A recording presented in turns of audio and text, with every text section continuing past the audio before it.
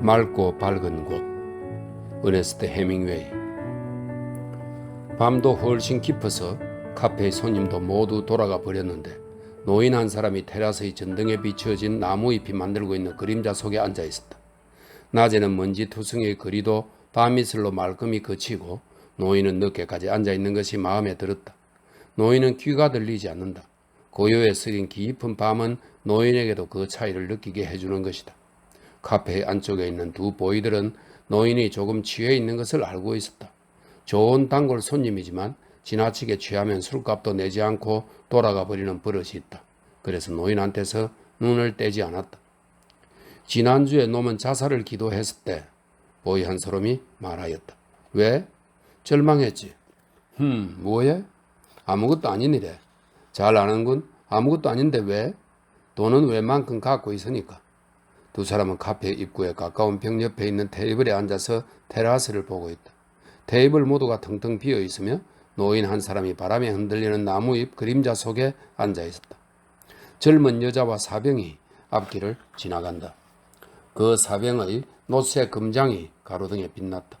젊은 여인은 머리에 아무것도 쓰지 않고 사병과 나란히 급한 걸음이었다. 순찰에게 잡힐걸? 잘 됐어. 골목길로 들어서면 좋을 텐데 순찰한테 잡힐걸 5분 전에 지나갔을 뿐이니까. 그림자 속에 앉아있던 노인은 유리컵으로 접시를 툭툭 쳤다. 나이 어린 보이가 앞에 다가왔다. 무엇을 드릴값이오? 노인은 보이를 보았다. 브랜디를 한 잔 더. 취하시겠어요? 보이는 말하였다. 노인은 그를 바라보았다. 보이는 물러갔다. 놈이 밤새껏 처먹을 작정이야? 보이는 동료에게 말했다. 난 벌써 졸음이 오는 걸 3시 전에는 잔 적이 없단 말이야. 놈 같은 건 지난주에 죽어버렸으면 좋았을걸.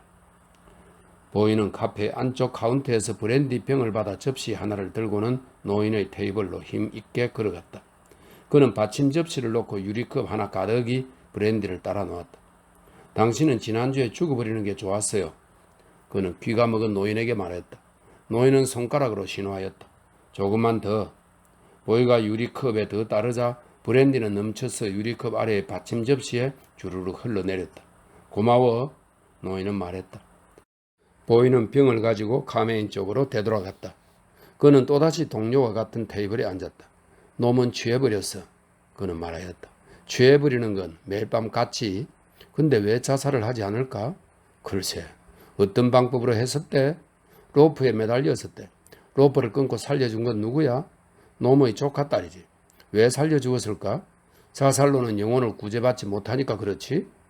돈은 어느 만큼 가지고 있어? 아주 많대. 이제 80은 되었을 테지? 하여튼 80이 되었다는 거야. 그만하고 제발 가져왔으면 우리는 3시 전에 잔 적이 없어. 이게 뭐야 매일 밤 3시에 자다니. 놈은 여기가 마음에 드니까 저렇게 버티고 있는 거야. 놈은 호랍이야. 난 그렇지 않아. 마누라가 잠자리에서 기다리고 있어. 놈도 이전엔 마누라가 있었지. 지금은 있어도 필요 없는 거야. 글쎄 어떨까. 어느 정도 분주할 테지. 마누라라도 있다면. 조카딸이 도와주고 있지. 그건 알아. 조카딸이 로프를 끊어줬었다고 아까 말했었지. 저런 늙은이는 되고 싶지 않아. 늙은이란 것은 더러워 못 보겠어. 반드시 그렇지도 않지. 저 늙은이는 정결해. 마실 때도 쏟지 않고. 지금까지 취해서도 저것 좀 봐. 이젠 보기도 싫다니까. 돌아가 죽었으면 우리들처럼 일하지 않으면 안 되는 인간을 조금도 생각해 주지 않는 사나이야. 노인은 유리컵에서 얼굴을 쳐들고 광장 쪽을 보고 그리고 나서 보이들 쪽을 보았다. 브랜디 한 잔 더. 유리컵을 가리키며 말했다. 서두르는 쪽의 보이가 다가왔다. 마지막. 어리석은 패들이 술 취한 사람이나 낯선 사람에게 얘기할 때 사용하는 한마디 말로 말하였다. 안 돼. 마지막. 보이는 타월로 테이블 끝을 밀면서 목을 흔들어 보였다. 노인은 일어나서 서서히 받침 접시에 술을 헤아리고 호주머니에서 가죽 지갑을 꺼내어 술값을 치르고 반 페세타의 팁을 놓았다. 보이는 노인이 걸어가는 것을 전송하고 있었다. 대단한 늙은이여서 비틀거리고 있으나 품위를 잃지는 않는다. 왜 좀 더 마시도록 하지 않았어? 서두르지 않는 편의 보이가 물었다. 둘은 덧문을 닫고 있었다. 아직 2시 반도 채 안 됐는데? 난 이제 자고 싶어. 뭐야 1시간쯤? 젊은 내겐 귀중한 시간이야. 1시간이. 1시간은 같은 거야. 너 늙은이 같은 말을 하는군. 놈은 술을 사서 집에서 처먹으면 돼. 그건 그렇지 않아. 그렇지 않지. 아내를 거느리고 있는 보이가 말했다. 그렇게 해서 무리한 것을 고집할 생각은 없었다. 다만 귀가를 서두르고 있을 뿐이었다.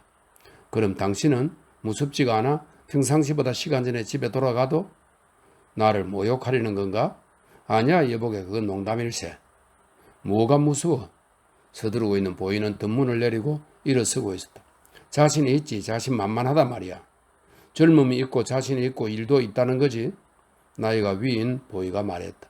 만사 결여된 것이 없군요. 당신은 무엇이 부족하죠? 모두가 그래. 일 이외엔. 만사가 나와 같지 않나? 아니야. 자신 같은 걸 가져본 적도 없고 이젠 젊지도 않아. 자, 쓸데없는 얘기는 그만하고 자물쇠를 잠그자. 난 늦게까지 카페에 있고 싶은 편이야. 나이 위인 보이가 말했다. 돌아갈 준비를 다 끝낸 것이다. 나이라든지 자신만의 문제가 아니야. 젊음도 자신도 대단히 훌륭한 것이지만 매일 밤 가게를 닫을 때마다 난 기분이 좋아. 카페가 필요한 인간이 어디에 있을 것인가 하고 생각한다면 말이야. 당신 올라이트 술집은 얼마든지 있어. 당신에게 몰라. 청결하고 기분이 좋은 카페 말이야. 밝은 불빛이 있고 말이야. 등불보다도 아주 좋고 게다가 저것 봐. 나무잎의 그림자가 있어. 안녕히. 젊은 편이 말한다. 안녕히. 또 한 사람이 말했다. 전등을 끄고 상대자가 없는 회화를 계속하였다. 물론 등불은 소중하지만 깨끗하고 상쾌한 곳도 필요하다. 술집에서는 주책이 없어지고 마는 것이다. 이미 이 시간엔 술집밖에 열지 않고 있지만 도대체 무엇을 두려워하고 있는가? 아니, 두려워하거나 겁을 먹고 있는 것은 아니다. 허물한 놈은 잘 알고도 남는 예의 허무한 놈이다.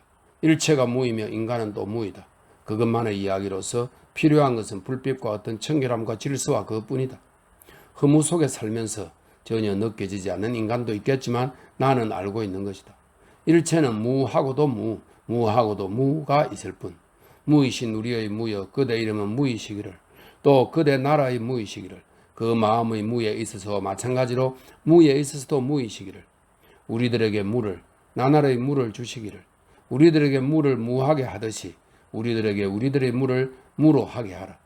우리들을 무 속에서 무로 하여 주지 않고 무에서 건져 주시라.